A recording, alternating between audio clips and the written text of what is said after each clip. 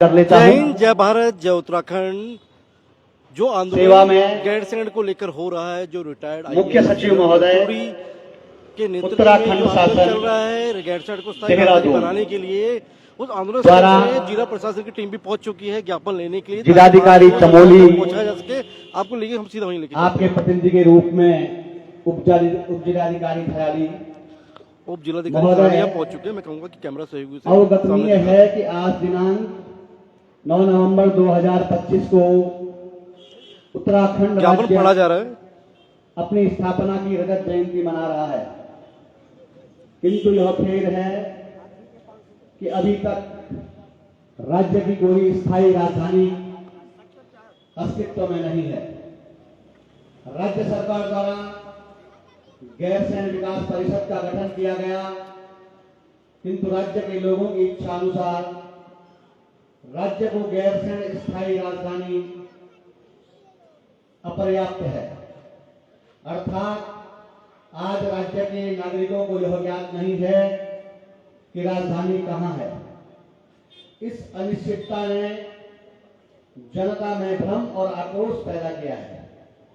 अतः स्थायी राजधानी गैरसैंण समिति यह पुरजोर मांग करती है कि जन भावनाओं का सम्मान करते हुए गैरसैंण को राज्य की स्थायी राजधानी तत्काल घोषित किया जाए, अन्यथा आज का यह शांतिपूर्ण आंदोलन भविष्य में एक आक्रोशपूर्ण आंदोलन में तब्दील हो जाएगा, जिसकी संपूर्ण जिम्मेदारी राज्य शासन की होगी। आपसे निवेदन है कि इस विषय पर त्वरित और सकारात्मक कार्यवाही करें। धन्यवाद। निवेदक स्थायी राजधानी गैरसैंण समिति।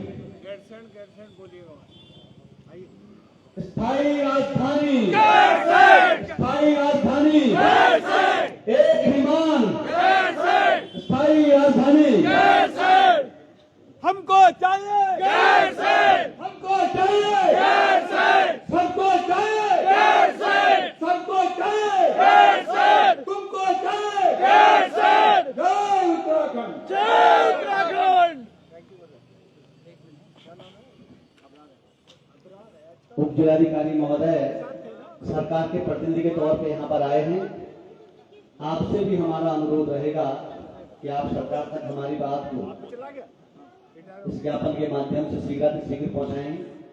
यहाँ पर रतुड़ी जी समय का चक्र घुमा है। जो हमारे पुलिस कभी आप ज्ञापन लिया करते थे, आज आप ज्ञापन दे रहे हैं। लोगों के बीच में हाँ, समय होता है, ज्ञापन देना पड़ रहा है क्योंकि राजधानी हमें पता ही नहीं कहाँ है। आपका भी धन्यवाद। जब आप सरकार में थे तब भी राजधानी नहीं बन पाई गैरसैंण, और आज भी वही हाल है। क्या लगता है, जब ज्ञापन लेने वाली टीम में थे, आज देने वाली टीम में है, तो क्या अब बन जाएगी? देखिए, मैं 9 नवंबर 2000 को अपने राज्य में आ गया था, यहाँ का मूल निवासी होने के नाते, और मैंने ऑप्शन भी लिया था कि अपने राज्य में आऊँ, और 10 से मैं सचिवालय में आ गया था। तब हमने कई ज्ञापन लिए, देहरादून में, हरिद्वार में। गैरसैंण वाला ज्ञापन आया कभी? गैरसैंण वाला भी आया, एक बार आया था शायद देहरादून में, अगर मुझे सही याद पड़ती है तो। वो बहुत पुरानी बात थी। अब तो ये सरल लग रहा है, क्योंकि अब हमें कुछ करना नहीं है, हमें तो केवल मांग करनी है, और मांग नहीं मानेंगे तो आंदोलन करना है। ये ज्ञापन की क्या प्रोसेस है आम जनता की नजर में? ये ज्ञापन जो लिया गया है, क्या ये मुख्यमंत्री तक पहुंचेगा? सुन लीजिए, हमने 21 सितंबर को दिल्ली के राष्ट्रीय राजधानी के जंतर मंतर में आंदोलन किया। राष्ट्रपति महोदया, प्रधानमंत्री जी, गृह मंत्री जी को ज्ञापन दिया।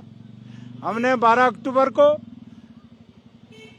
देहरादून के परेड ग्राउंड में आंदोलन किया, उसमें माननीय मुख्यमंत्री जी और अन्य मंत्रियों को ज्ञापन दिया।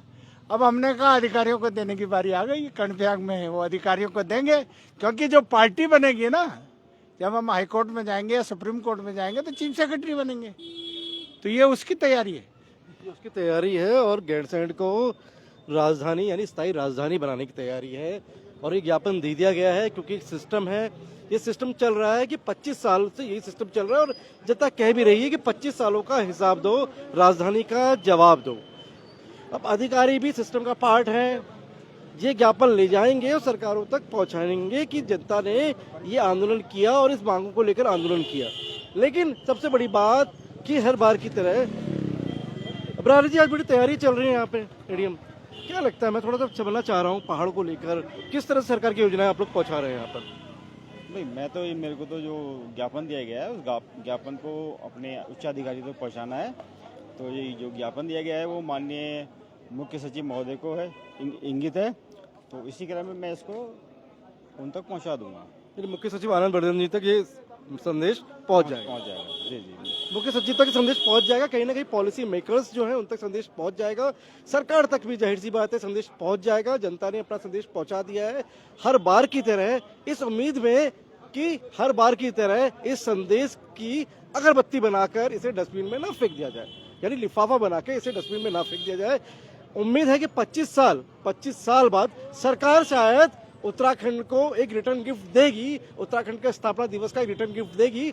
और यकीन मानिए, अगर मुख्यमंत्री पुष्कर सिंह धामी अगर ये करने में कामयाब हो जाते हैं तो वो इतिहास में अपना नाम दर्ज कराने में जरूर कामयाब हो जाएंगे और 2027 के लिए कहीं ना कहीं एक मजबूत चेहरा बनकर उतरेंगे। जनता को तो यही लगता है।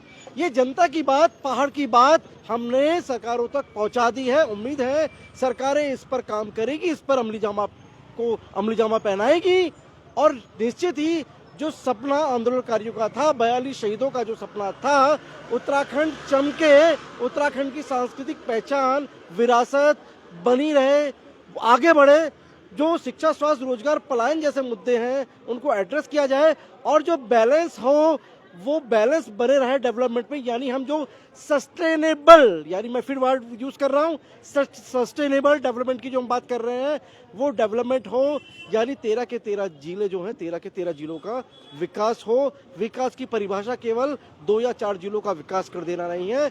विकास की परिभाषा है कि उत्तराखंड एक परिवार है और पूरा परिवार मिलकर आगे बढ़े। और उम्मीद है कि इस सरकार में जो बैठे मुखिया हैं, यानी जो अभिभावक हैं, वो इस पर जरूर गौर फरमाएंगे। मैं चमोली जिले के कर्णप्रयाग से कैमरा पर्सन शिववर्धन सिंह के साथ अजय नौटियाल।